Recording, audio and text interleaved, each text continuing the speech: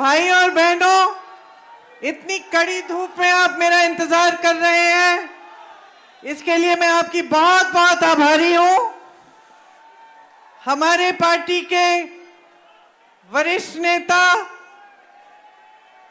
परमादरणीय Shri Pawan Bansal ji, Shri Manish Tiwari ji, Shri Kuldeep Kumar ji, doctor Harmeet Singh ji, Shri Dharmveer जी, श्री लक्की जी, श्री विवेक बंसल जी और मंच पर विराजमान सभी नेतागण, मेरे सभी कार्यकर्ता पदाधिकारी, कांग्रेस के पदाधिकारी भाई बहनों का भी इस सभा में स्वागत। और मेरे भाइयों बहनों, सबसे पहले तो आप ही का स्वागत करती हूं।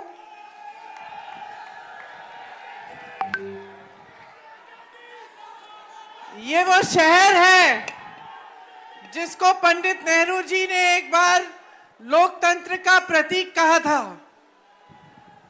ये वो शहर है जिसकी तरह शायद ही कोई शहर पूरी दुनिया में हो, जिसकी प्लानिंग इतने बड़े आर्किटेक्ट ने की जो विदेश से आए और जो आज भी फूलता है फलता है इस नाम से कि ये देश का एक बड़ा केंद्र है जहां से देश को दिशा दिखाई जाती है। देखिए, मनीष जी ने कहा कि मैं राष्ट्रीय मुद्दों पर आपसे बात करूंगी, तो मुझे बताइए आज सबसे बड़ा मुद्दा कौन सा है? बेरोजगारी। आप में से कितने लोग बेरोजगार हैं? सभी बेरोजगार। कितने लोग शिक्षित हैं? सब शिक्षित हैं। ये मोदी जी का कार्यकाल है। मोदी जी के मुंह से आपने बेरोजगारी शब्द सुना है पिछले 3 महीनों में? क्या कहते हैं मोदी जी बेरोजगारी के बारे में?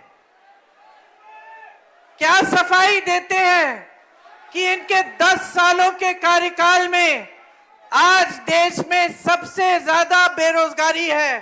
45 सालों में इतनी बेरोजगारी नहीं रही। 70 करोड़ नौजवान बेरोजगार हैं हमारे देश में। और भाइयों और बहनों, 30 लाख सरकारी पद खाली पड़े हैं। मोदी जी किस लिए खाली रखे हुए हैं ये उन्हीं से पूछिए, क्योंकि अदानी जी और अंबानी जी तो सिर्फ 2 लोग हैं, 30 लाख पद तो नहीं भर सकते।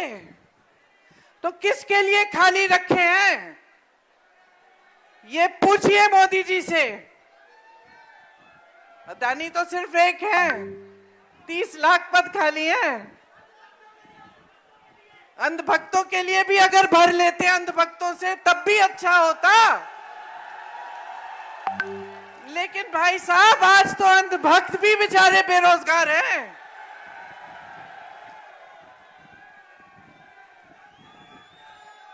दूसरा सबसे बड़ा राष्ट्रीय मुद्दा कौन सा है? पहला बेरोजगारी, दूसरा कौन सा है? महंगाई। मेरी बहनें खड़ी हैं, इनसे पूछिए, दुकान जाती है तो खाली हाथ वापस आती हैं कि सारा सामान खरीद के आती हैं? मोदी जी के मुंह से ये शब्द निकलते हुए सुना है आपने 3 महीनों में, जब से प्रचार शुरू हुआ है? सुना है? मोदी जी कहते हैं महिलाओं का सशक्तिकरण, कहते हैं कि हमने 33% आरक्षण दे दिया महिलाओं को। ये सब कहते हैं ना, कहते हैं कि महिला की सुरक्षा के बारे में वो बात करते हैं। महंगाई की बात करते हैं? आज तक महंगाई की बात नहीं की है। जब सिलेंडर 400 रुपए का था तो सड़क पे कौन आया था? मोदी जी की मंत्री, पूरी भाजपा सड़क पे आई थी, सिलेंडर के पे बैठकर मीडिया से बातें की थी। आज सिलेंडर कितने का है? 1200 रुपए का सिलेंडर है और मोदी जी की बोलती एक लफ्ज नहीं निकल रहा है उनके मुंह से। महिलाओं की सशक्तिकरण की बात करते हैं बहनों। जब जब महिला पर अत्याचार होता है मोदी जी चुप रहते हैं, मुंह फेर लेते हैं अपना, या फिर जिसने अत्याचार किया है उसकी रक्षा करते हैं। हाथरस में ऐसा हुआ, उन्नाव में ऐसा हुआ, मणिपुर में ऐसा हुआ, कर्नाटक में तो मंच पे आ गए। जिसने अत्याचार किया था 200 महिलाओं के साथ, उनके साथ मंच पे आ गए और कहा कि इनके लिए वोट दोगे तो मोदी को वोट मिलेगा। आरक्षण की बात की, क्या हुआ? पता चला कि मोदी जी इवेंट बाजी में व्यस्त थे, उनको माला पहनाया जा रहा था, कहा जा रहा था कि आरक्षण किया है महिलाओं के लिए, लेकिन पता चला कि 10 सालों के लिए वो आरक्षण लागू नहीं होगा। बहने, महंगाई से आप पिस रही हैं, इसका तो इलाज दे देते 10 सालों में। अगर आपकी सुरक्षा के लिए कुछ नहीं करना था, अब अगर आपको सशक्त करने के लिए कुछ नहीं करना था, आपको रोजगार नहीं दिलवाने थे, तो कम से कम महंगाई तो कम कर लेते। आज पेट्रोल और डीजल का दाम क्या है?